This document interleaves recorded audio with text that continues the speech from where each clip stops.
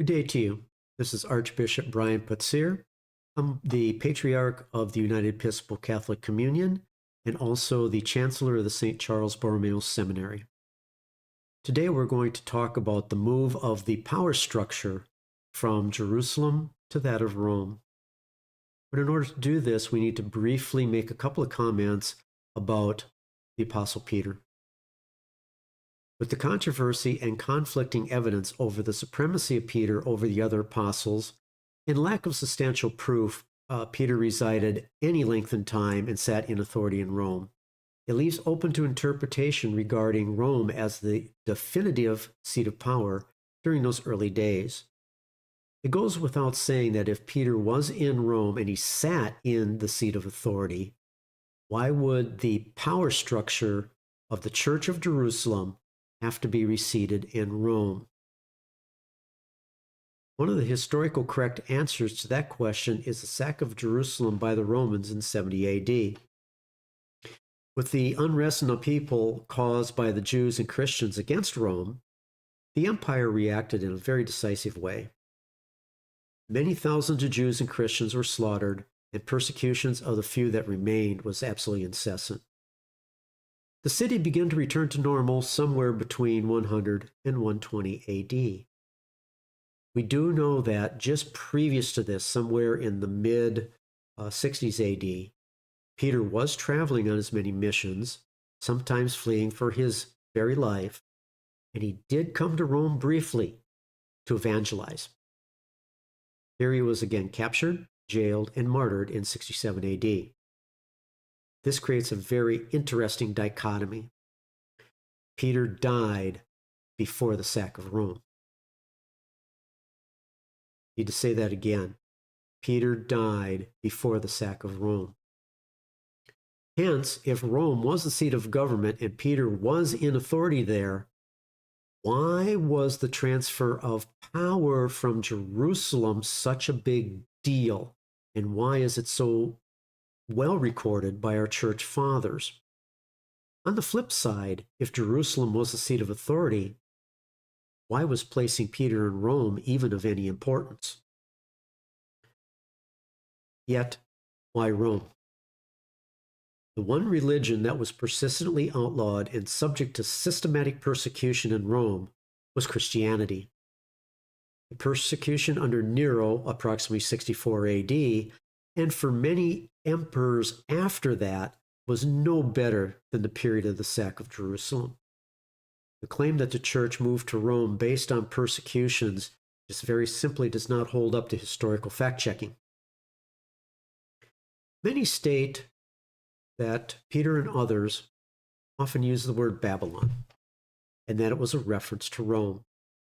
This may be a code, but there is no factual accounts to support that theory. The issue at hand is Babylon existed during the life and times of Jesus and the apostles.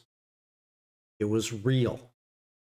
The approximate date of the final decline of Babylon was around 1000 AD, almost 900 years after everything we are discussing currently. Peter and Paul did seek to start a church in Rome. This is not a dispute. Many state that Rome was chosen to be the seat of government because Jesus and the apostles desired the faith to be preached throughout the world. The claim is made that Rome was the central location to expand outwards for their missions. This is very simply geographically false. Let's look at the historical facts. There is tradition that Paul went to Spain. At the close of his letter to the Romans, he mentions twice his plan to visit Spain. Chapter 15, I believe, verses 24 and 28. Pauline scholars note that there is a huge gap in the chronology of his life in the early 60s AD. At this time, he may have visited Spain, yet there is no substantial proof. Clement and the Muratorian canon, as well as Jerome and others, assume that Paul fulfilled his intention. Assumptions are not facts. Also, there are indications of possible visitations to Gaul, which is present-day France, but these to be really appear to be well after 100 AD.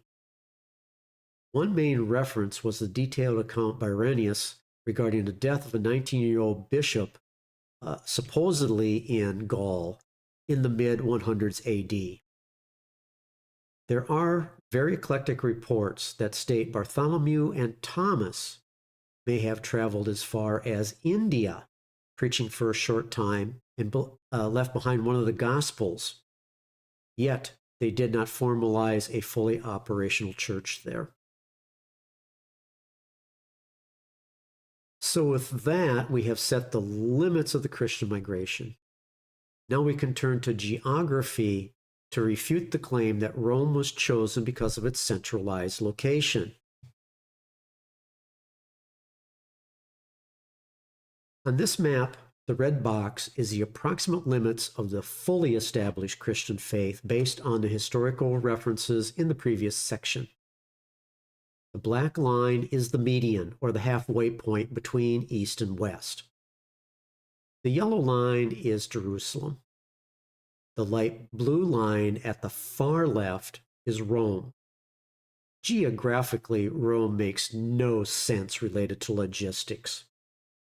And with the main populace of the Christians congregated closer to the center of the red area, which is the black line, any centralized city would have been better than Rome. Antioch or Constantinople would have appeared to be more practical choices in the grand scheme of things, totally disregarding Jerusalem. Those two cradles of Christianity fall very near that black line.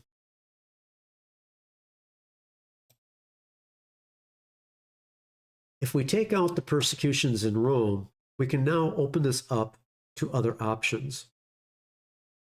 Could it be likely that the church settled in Rome for economic, church political, and geopolitical reasons? Rome was very rich. Rome did have a very few extremely wealthy patrons that assisted the church even during the persecutions, totally disregarding them, and also during the total outright outlawing of the faith. This is true. We know this. Also, all of these lands were dominated by Roman rule. Did the Roman seat of government, politics, and wealth come into play? With that being said, why did the church not move back to Jerusalem? The horrible persecutions continued in Rome for several hundred years. The end of the persecutions and outright outlawing of Christianity may have ended sometime near the Edict of Milan, 313 AD. Yet Jerusalem was fully repopulated and stable somewhere around 120 to 130 AD. Is it possible that Jerusalem was in a region that was always prone to conflict? Well, this is a simple fact that cannot be ignored and is historically true. Yet the people could not have any foresight to know the future sacks of the city. It's not feasible to even think that they could project that. Yet Rome was sacked also within the first 400 years of Christianity. So if the sacking of the cities and the persecution of the Christians are equal between the two, it makes no rational sense. History, theology, theological archaeology, and church politics sometimes clash. We may never know all the facts.